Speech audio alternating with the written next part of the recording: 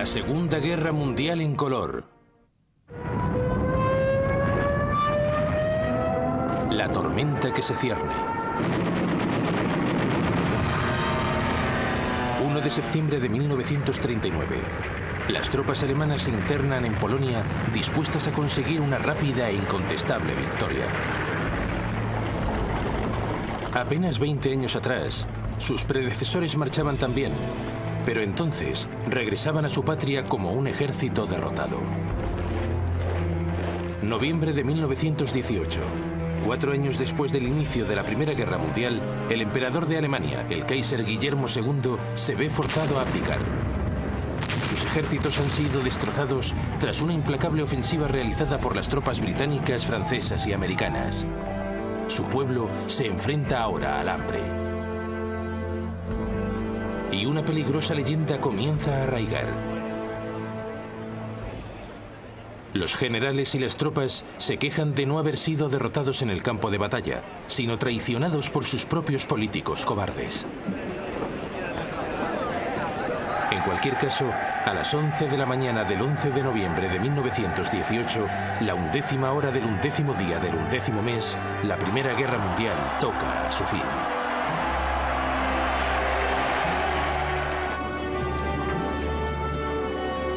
Al mes siguiente, el presidente de Estados Unidos, Woodrow Wilson, llega a Europa, donde promete crear un nuevo orden mundial. Convence a los líderes mundiales para que suscriban una nueva Sociedad de Naciones. En el Tratado de Versalles, acuerdan que en adelante los conflictos entre países no se resolverán en el campo de batalla, sino mediante discusión en el seno de la Sociedad de Naciones. Los pueblos de Europa son liberados. El Imperio Austrohúngaro, aliado de Alemania, es desmembrado. Se crean además nuevas naciones: Austria, Polonia, Hungría, Checoslovaquia, Yugoslavia, Letonia, Lituania y Estonia. El territorio de Alemania queda notablemente reducido. Pero este proceso es una bomba de relojería. No todos festejan el nacimiento de países como Checoslovaquia. Algunos de estos nuevos estados albergan importantes minorías alemanas. En el futuro, el anhelo de reunir todas las poblaciones alemanas se irá adueñando de Europa. El pueblo alemán, destrozado por la guerra, sufre aún una humillación final. Es obligado a pagar 6.600 millones de libras a Francia y Alemania en concepto de reparaciones. Una suma desorbitada que difícilmente podrán afrontar. Y cuando Wilson regresa a América, su nuevo orden mundial se desmorona de inmediato. El Congreso de Estados Unidos decide que no se puede arriesgar a involucrarse en una nueva guerra en Europa. Rehúsa adherirse a la Sociedad de Naciones y Estados Unidos se recluye en el aislacionismo. Ahora Alemania es una nación muy distinta. Continúa siendo el país más grande de Europa, pero su monarquía militarista se ha ido a pique. Se ha convertido en una democracia. Pero su gobierno, la denominada República de Weimar, pronto se ve sacudido por una serie de episodios convulsos. Se prodigan los enfrentamientos callejeros entre nacionalistas de extrema derecha y comunistas que intentan poner en marcha una revolución. Más adelante, en 1923, el país se ve asfixiado por una hiperinflación cuyo porcentaje aumenta en varios centenares en un solo mes. Los ahorros del pueblo llano se esfuman. Se crea así el terreno abonado para una nueva modalidad de agitadores políticos de extrema derecha. Entre ellos, Adolf Hitler. Hitler nació en Austria. Luchó valerosamente como soldado en la Primera Guerra Mundial y fue condecorado con la Cruz de Hierro. De regreso a Alemania, se establece en Múnich y su encendida oratoria enseguida le permite hacerse con el control del pequeño Partido Nacional Socialista o Partido Nazi.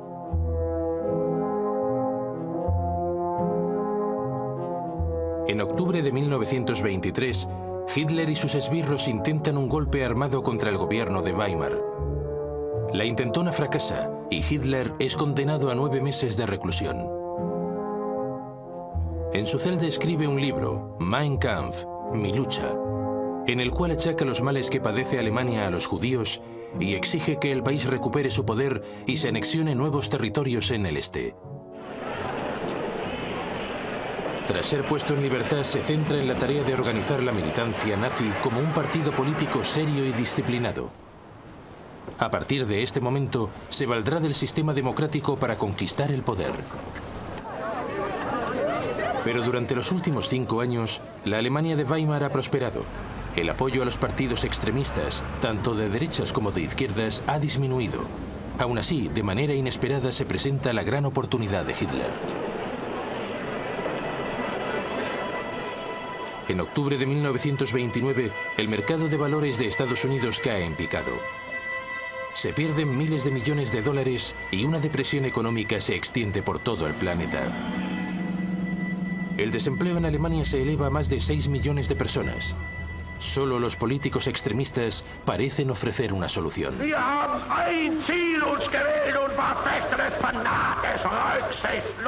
Políticos como Hitler. En 1931, su partido nazi es ya un verdadero movimiento de masas. Posee su propia legión de matones de camisa parda, las SA o secciones de asalto, que suman casi 3 millones de miembros.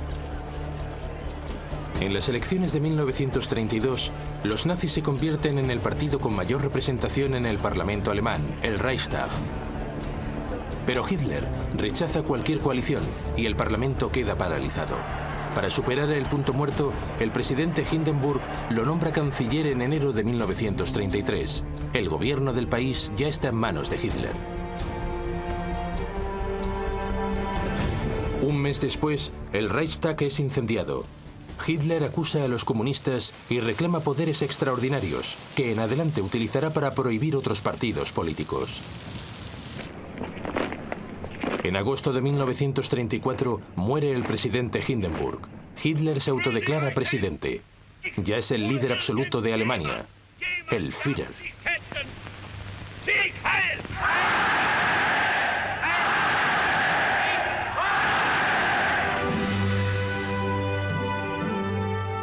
De buen principio, nada parece indicar lo que habrá de suceder.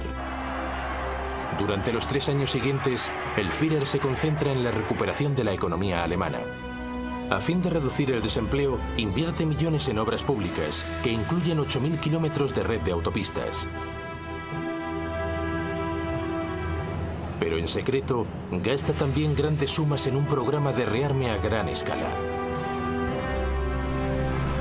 En virtud del Tratado de Versalles, el ejército alemán se vio limitado a únicamente 100.000 efectivos. El país tiene prohibido poseer fuerzas aéreas, tanques o submarinos. Aquel pequeño ejército ha triplicado ya su tamaño. En 1935, Hitler hace públicas sus intenciones. Da a conocer sus flamantes fuerzas aéreas, la Luftwaffe. Posee 2.500 aviones, bastante más que Gran Bretaña o Francia. El desempleo se reduce y los nazis adquieren una enorme popularidad. Envalentonado, el Führer realiza su primer movimiento expansionista. En 1935 reocupa la región del Sarre, en la frontera francesa, que ha votado abandonar la Sociedad de Naciones para incorporarse de nuevo a la soberanía alemana. Un año después, envía tropas a la Renania, una parte de Alemania desmilitarizada en Versalles.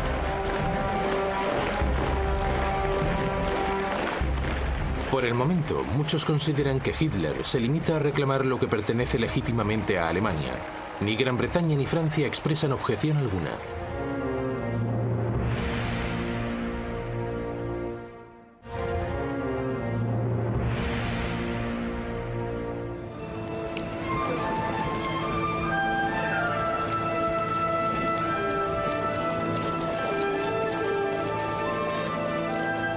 A comienzos del siglo XX, Japón es ya una potencia militar.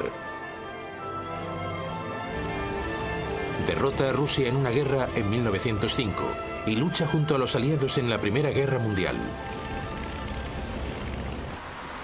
Al terminar la guerra, Japón es una reconocida potencia mundial adscrita a la Sociedad de Naciones. Pero desde el punto de vista político, ofrece un montón de contradicciones. Formalmente es una democracia, pero la tradición feudal sigue teniendo un gran peso. La mayoría de japoneses veneran a su emperador como un dios viviente y lo contemplaban como su auténtico líder. Y el país debe hacer frente a graves problemas económicos. Su población se dispara.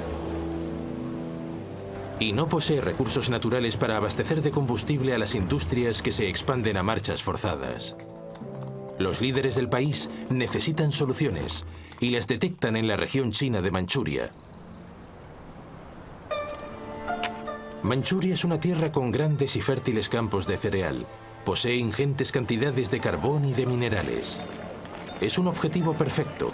Las tropas japonesas ya están allí estacionadas.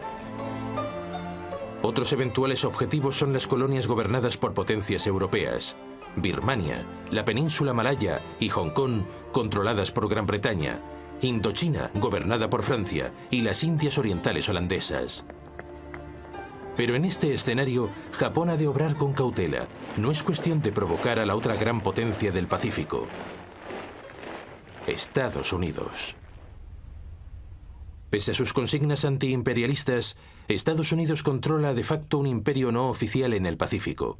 Las Filipinas, Guam y un puñado de islas se encuentran bajo su dominio directo. Sin duda posee la fuerza suficiente para hacer frente a Japón, pero desde el final de la Primera Guerra Mundial, el país está ocupado en otras distracciones. En el transcurso de los años 20, la nación se centró en la explotación de sus vastos recursos naturales. Tuvo lugar un boom económico que parecía no tener fin. Muchos hicieron fortuna, tanto en la industria como en el mercado bursátil. Con distracciones como esta, las tropelías crecientes de Japón en el Pacífico se antojan demasiado lejanas. Estados Unidos redujo drásticamente su ejército al término de la Primera Guerra Mundial y firmó un tratado de reducción de la flota de guerra con Gran Bretaña, Francia y Japón. En consecuencia, la superioridad naval en el Pacífico se decantó a favor de Japón. Años después llega la Gran Depresión.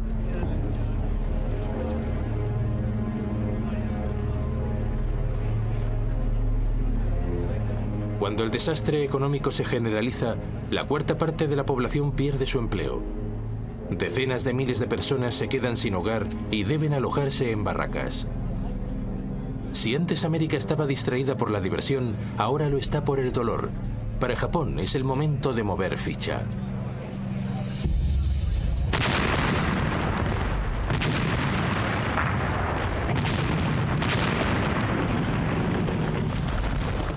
En 1931, sin tan siquiera haber informado a su gobierno legítimamente elegido, las fuerzas japonesas establecidas en Manchuria toman la capital, Mukden, y desde allí invaden el resto del territorio.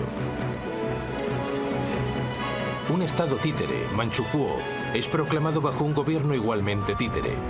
Henry Pu-yi, el último emperador de la China, depuesto en 1911, es repescado de su retiro.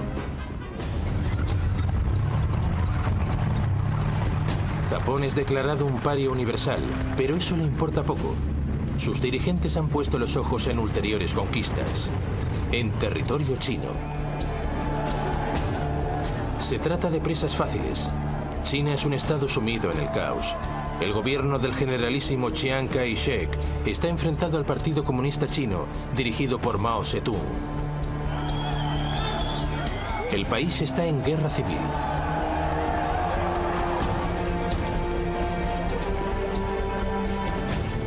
En 1936, como preludio de la invasión, los japoneses firman un pacto con Hitler. El objetivo es protegerse de cualquier ataque de la Rusia soviética cuando actúen en territorio chino. Más adelante, en julio de 1937, los japoneses provocan un incidente con las tropas chinas e invaden el país.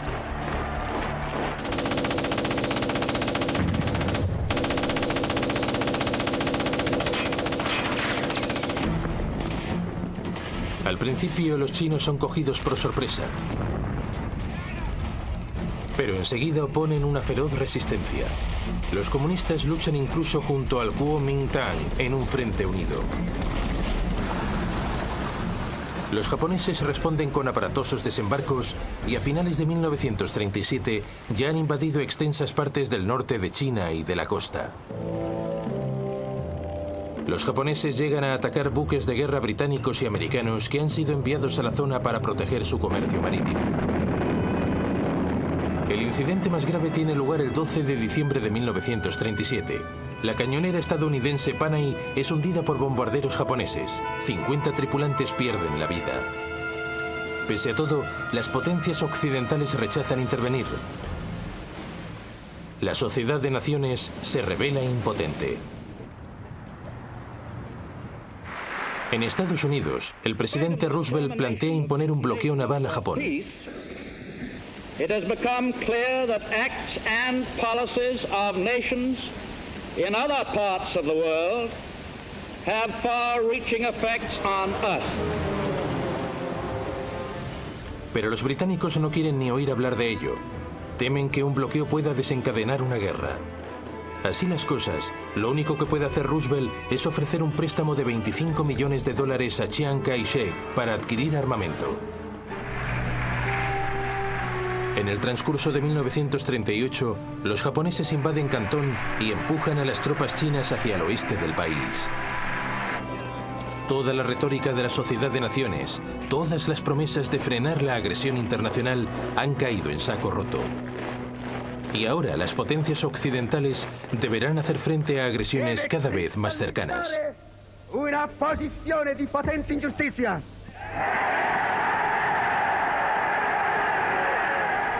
Principi che sorgono e che nascono e i principi che declinano, la vittoria è per noi, per i primi. Hoy resulta fácil reírse de Benito Mussolini, el dictador fascista de Italia. Toda esa gesticulación se nos antoja ahora más bien ridícula. Pero no era así en 1922. Por aquel entonces, Italia se encuentra al borde de la anarquía. El país se ve azotado por huelgas y expropiaciones de tierras.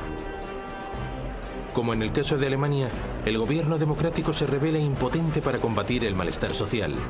Así las cosas, Benito Mussolini, periodista y veterano de guerra, decide tomar cartas en el asunto y organiza un partido nacionalista de extrema derecha, los fascistas. Con el país paralizado por la huelga general de 1922, Mussolini ordena a sus seguidores marchar sobre Roma. Ante el temor de una guerra civil, el rey de Italia, Víctor Manuel III, le encarga formar gobierno. Si realizzassero le premesse necessarie e sufficienti per una collaborazione delle quattro grandi potenze occidentali, de inmediato Mussolini aplasta cualquier oposición política y asume poderes dictatoriales. Deve cristallizzare una posizione di potente ingiustizia. En 1928 su posición parece segura. El Parlamento es designado más que elegido y todo el poder se concentra en manos del Gran Consejo Fascista.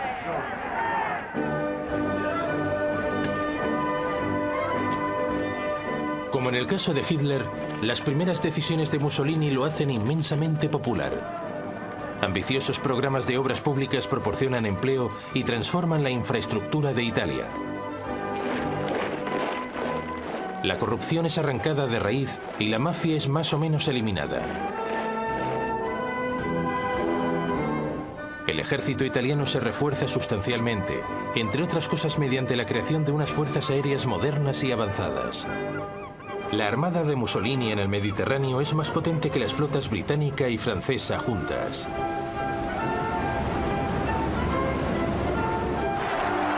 Cuando sobreviene la Gran Depresión, Italia parece capearla mejor que la mayoría de naciones. Mussolini se convierte en un referente universal. Numerosos dirigentes políticos, y entre ellos el propio Hitler, contemplan el sistema fascista como un modelo de gobierno fuerte y resuelto, en contraste con la debilidad de las democracias de Gran Bretaña y Francia. Pero Mussolini busca algo más que adulación. Aspira a recrear el Imperio Romano y ya tiene en mente un objetivo para su primera adquisición imperial.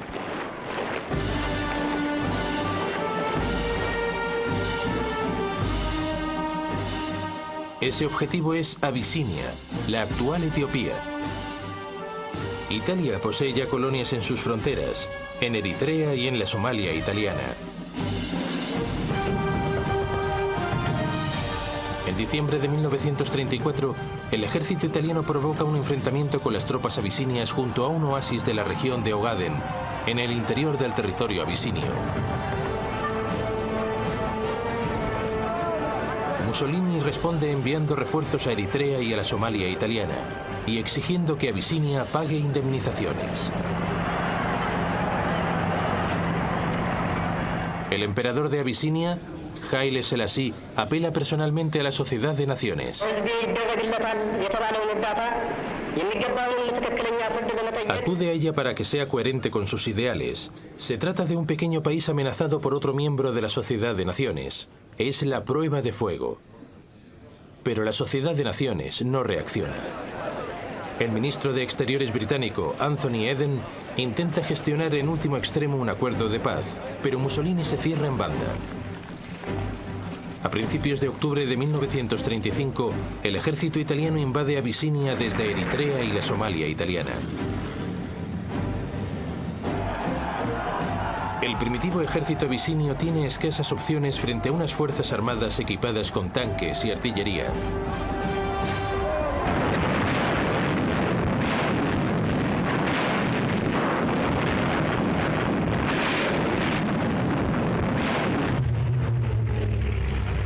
La aviación italiana domina por completo el espacio aéreo y hostiga sin descanso a los abisinios. En ocasiones arroja bombas de gas, pese a que su uso está considerado un crimen contra la humanidad por el Tratado de Versalles. 6 meses después, Abisinia está ocupada por completo. El emperador Haile Selassie se ve obligado a exiliarse.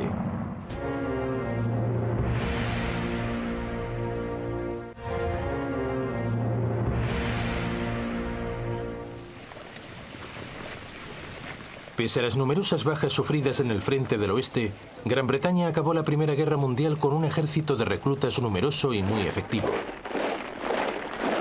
Enseguida se vio reducido a un pequeño ejército profesional concebido para supervisar el creciente imperio británico. Y al llegar la Gran Depresión, cualquier proyecto de modernizar el ejército fue abandonado. Y eso significa que en el período previo a la guerra, Gran Bretaña es económica y militarmente débil.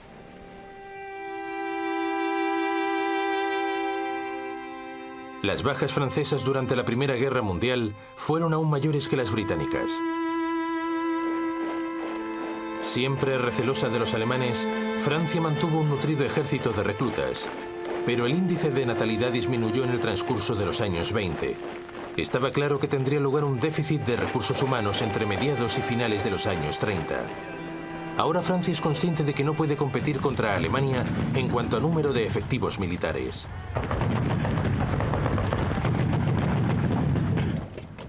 La solución consiste en adoptar una mentalidad plenamente defensiva.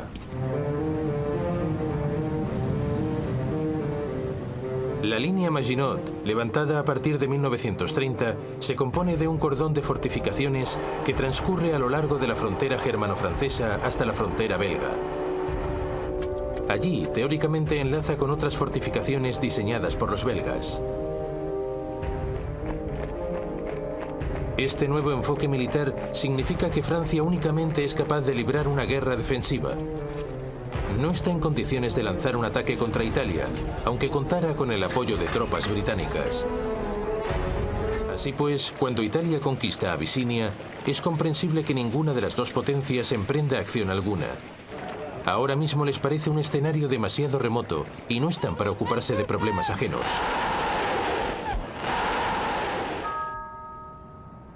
Por el momento ya tienen suficiente con enfrentarse a los traumas de la Gran Depresión. La presión resultaría excesiva y, sobre todo, ambos países se enfrentan ahora a una amenaza militar mucho más cercana. Una Alemania renaciente y rearmada. El poder de Alemania y también el de Italia están a punto de ponerse a prueba al apoyar el alzamiento de otro dictador en España. En 1936 estalla la guerra civil en España. La contienda es inusitadamente despiadada. Se enfrentan familias contra familias, comunistas contra fascistas, ateos contra creyentes. En 1931 asciende al poder un gobierno de izquierdas decidido a acabar con la secular monarquía española. El rey es forzado a exiliarse y se declara una república.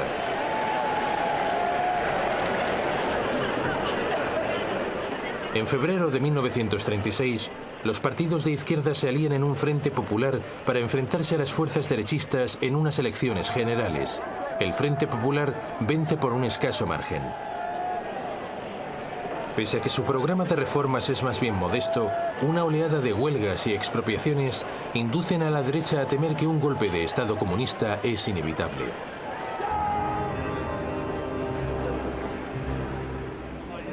En el seno del ejército español, un bastión de la ideología católica y conservadora, los oficiales de alto rango comienzan a sopesar la viabilidad de un golpe de Estado.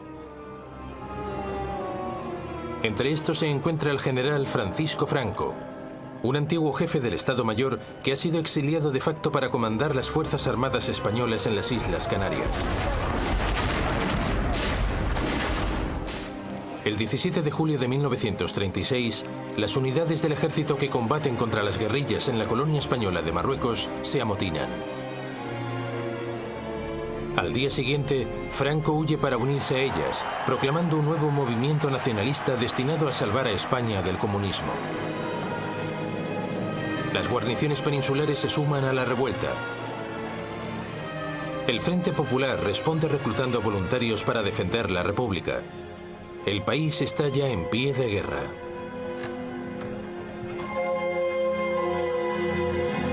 Franco topa con un problema inicial. Él y su ejército se encuentran en el norte de África y han de cruzar el estrecho de Gibraltar para regresar a España. Por eso recurre a una persona que tal vez podría ayudarlo: Adolf Hitler.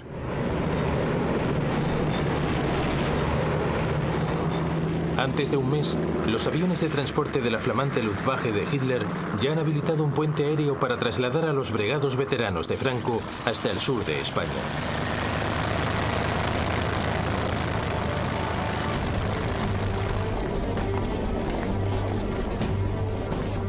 Pero en esta fase del conflicto, la República aún parece poseer ventaja. Los alzamientos militares a favor de Franco en Madrid y Barcelona han sido rápidamente aplastados, dejando la mayor parte del este del país bajo el control del gobierno republicano. Los nacionalistas de Franco, localizados mayoritariamente en el noroeste y en parte del sur de España.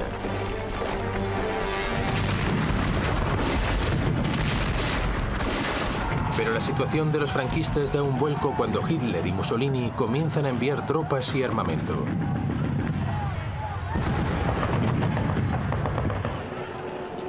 El dictador alemán aprovecha la oportunidad para poner a prueba sus nuevos pertrechos y sus dilatadas fuerzas armadas. Son enviados los primeros Panzer con cerca de 12.000 soldados. Y la Luftwaffe despliega su Legión Cóndor con sus ultramodernos bombarderos y aviones de combate.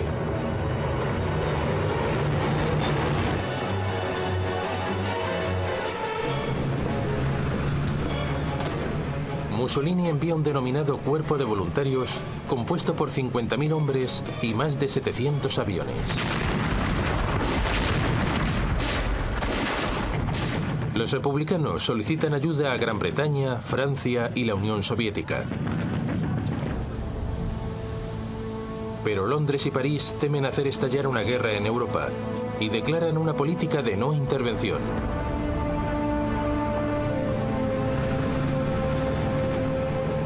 De manera harto cínica, Alemania e Italia suscriben la declaración, pero cuando se hace evidente que no dejan de enviar armas a las tropas franquistas, Joseph Stalin, el líder soviético, anuncia su disposición a ayudar a la República.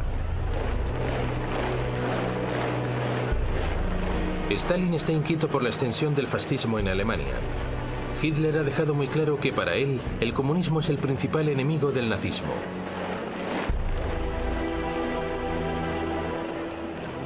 Stalin contempla el conflicto español como una manera de mantener a Alemania e Italia ocupadas mientras se fortalece el poderío militar de la Unión Soviética. Cerca de 700 asesores militares son enviados a España con tanques y aviones de combate. No es poca cosa, pero no se puede comparar a la ayuda recibida por Franco. En realidad, la principal ayuda exterior a la República no procede de ningún Estado, sino de voluntarios, las Brigadas Internacionales. Cerca de 30.000 izquierdistas americanos, británicos, franceses y alemanes se alistan para combatir en España.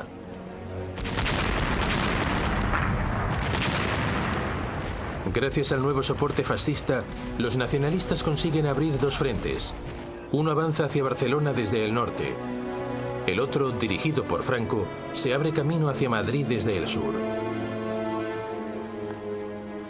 A finales de 1936, Madrid está acosada por tres flancos y prácticamente sitiado. Los combates son intensos y a menudo se ven acompañados por terribles atrocidades contra la población civil. Los republicanos persiguen y asesinan a sacerdotes católicos. Los nacionalistas matan sin piedad a cualquiera que sea acusado de comunista. Las fuerzas aéreas de Alemania e Italia se despachan sin ningún miramiento contra objetivos civiles. Madrid es sistemáticamente bombardeada, pero el episodio más grave se produce en abril de 1937, cuando la ciudad vasca de Guernica es prácticamente arrasada. 6.000 civiles pierden la vida. La zona controlada por la República se reduce a marchas forzadas. Sus tropas luchan valerosamente, pero combatientes aficionados poco entrenados y mal equipados no pueden compararse a los soldados profesionales dirigidos por Franco, ni al sofisticado armamento aportado por Alemania e Italia.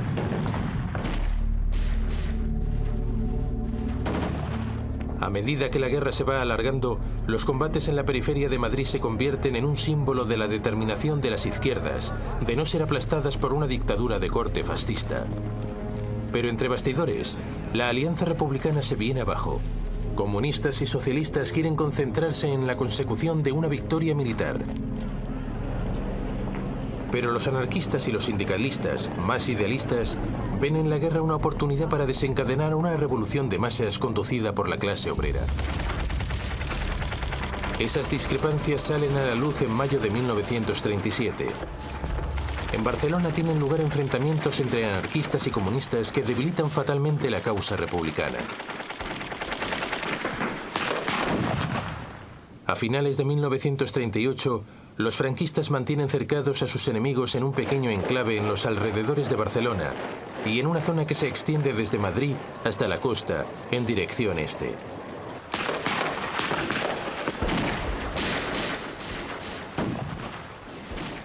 Madrid continúa resistiendo, pero las brigadas internacionales ya se han retirado.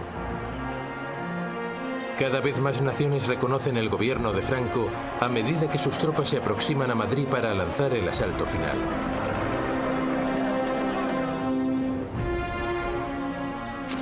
A finales de marzo de 1939, los defensores de Madrid están extenuados después de casi 3 años de combates. La capital, finalmente, se acaba rindiendo.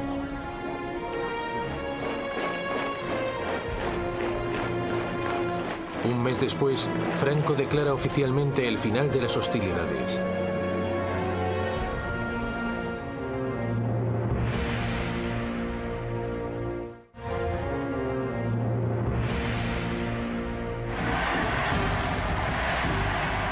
Desde el momento en que es nombrado canciller de Alemania, el 30 de enero de 1933, Hitler comienza a poner en práctica sus ambiciones a largo plazo. El 3 de febrero revela a sus comandantes que su objetivo final es conquistar territorios en el este de Europa y germanizarlo de manera implacable. Los comandantes reciben instrucciones de preparar una expansión a gran escala.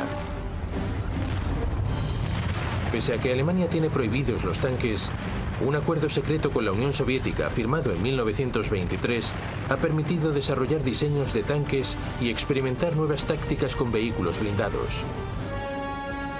En el transcurso de los años en que sus fuerzas aéreas han estado prohibidas, Alemania ha continuado perfeccionando su capacidad de construir aparatos civiles. Y los clubes de aviación y de vuelo sin motor suministran una reserva de experimentados pilotos. Hitler revela la existencia de la Luftwaffe en marzo de 1935. Anuncia entonces que el ejército alemán ha crecido hasta los 300.000 efectivos y que se reintroduce el servicio militar obligatorio. Gran Bretaña y Francia protestan débilmente por esa flagrante violación del Tratado de Versalles. Poco después, aunque lentamente y a regañadientes, comienzan a rearmarse. En 1934, los nazis austríacos intentan tomar el poder y unificar su país con Alemania. A fin de cuentas, los austríacos hablan alemán, si bien nunca han formado parte de un Estado alemán. En febrero de 1938 se descubre un nuevo complot nazi. El canciller austríaco Kurt von Schuschnigg protesta ante Hitler. Hitler responde exigiendo que Austria deje de maltratar a los nazis austríacos y se unifique con Alemania.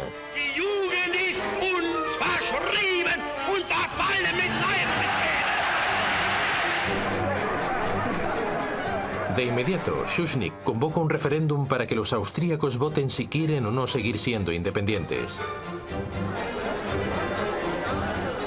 Pero el 12 de marzo de 1938, la víspera del referéndum, ante el temor de que el resultado no sea el deseado, Hitler envía sus tropas. La bienvenida entusiasta y del todo sorprendente por parte de los simpatizantes nazis facilita una invasión sin derramamiento de sangre. Al cabo de unas horas, Hitler anuncia la incorporación de Austria al Tercer Reich. Por primera vez, una nación soberana ha sido incorporada en una Alemania más grande. Una vez más, las democracias europeas no han sabido reaccionar. En verano de 1938, Hitler se lanza por su segunda presa, Checoslovaquia. Una importante minoría alemana puebla el noroeste del país, en un área conocida como la región de los Sudetes. Estos Sudetes alemanes formaban parte del antiguo imperio austríaco, pero quedaron aislados cuando se creó Checoslovaquia en 1919. Eso fue una bomba de relojería que inició su cuenta atrás en el momento en que fue firmado el Tratado de Versalles. Hitler exhorta a los Sudetes alemanes a exigir autonomía y amenaza al gobierno checo con usar la fuerza si se niega a concederla. Lejos de dejarse intimidar, el gobierno checo ordena una movilización general y se prepara para resistir. El ejército checoslovaco es numeroso y está bien equipado, y posee excelentes fortificaciones en la frontera con Alemania. Hitler da marcha atrás. Poco después, a principios de septiembre, ante el temor de una guerra inminente, el primer ministro británico, Neville Chamberlain, decide actuar como mediador. Viaja 2 veces a Alemania para reunirse con Hitler. El dictador nazi le asegura que si le es cedida la región de los Sudetes, no reivindicará ningún otro territorio en Europa.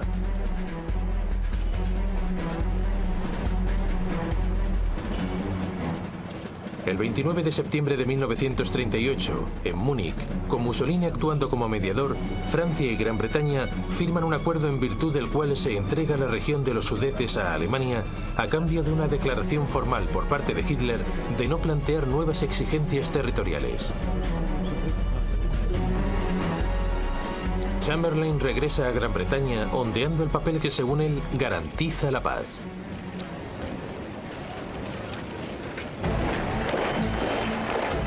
Y así, el 1 de octubre las tropas alemanas ocupan la región de los Sudetes y se apoderan de las fortificaciones fronterizas checas. Hitler ya ha comenzado a evaluar su próximo objetivo, Polonia. Eine große Nation muss dauernd zusehen, wie gegen Recht und vertragliche Bestimmungen Angehörige blutet. Una vez más, el pretexto es una minoría alemana aislada a resultas del Tratado de Versalles. Hitler exige la devolución del puerto de Danzig al Estado alemán, para que Prusia Oriental pueda estar conectada con el resto de Alemania. Los polacos se niegan y Hitler titubea. Aún no está del todo preparado para una guerra total y todavía no ha concluido sus asuntos en Checoslovaquia. En marzo de 1939, la parte oriental del país, Eslovaquia, que es étnicamente distinta a las regiones checas, apela a Hitler para conseguir una mayor independencia. Hitler llama a Berlín al primer ministro checoslovaco, Emil Hácha, y lo intimida para que ponga su país bajo protección alemana.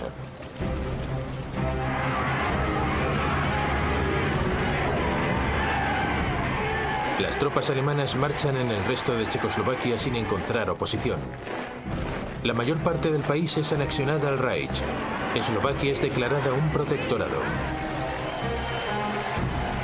Por primera vez, Hitler ha ocupado territorios no germanófonos, pero de nuevo las protestas de Gran Bretaña y Francia no pasan de discretas. A finales de marzo, Hitler reitera su exigencia de que Polonia renuncie a Danzig. Esta vez Francia y Gran Bretaña anuncian inequívocamente que declararán la guerra si Polonia es atacada. Pero de momento, a Hitler le importa poco si lo harán o no. Está convencido de que serían rivales débiles e indecisos.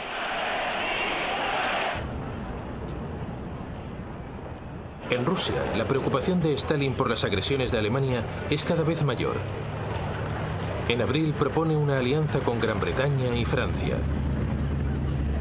Pero las negociaciones apenas consiguen avanzar y por fin Stalin tira la toalla y decide que existe otra solución para neutralizar la amenaza alemana. El 23 de agosto, la Unión Soviética y el Tercer Reich, considerados el uno al otro enemigos acérrimos, anuncian un pacto de no agresión. El acuerdo especifica secretamente que Polonia se repartirá entre los dos países y que Stalin tendrá carta blanca para apoderarse de Estonia, Letonia y Lituania. Libre ya de cualquier amenaza soviética, Hitler ordena a sus fuerzas armadas que organicen una invasión inmediata. Por la tarde del 31 de agosto, la Wehrmacht alemana está lista para el asalto. Su Führer ha tomado una decisión que sumirá el mundo en una gran guerra.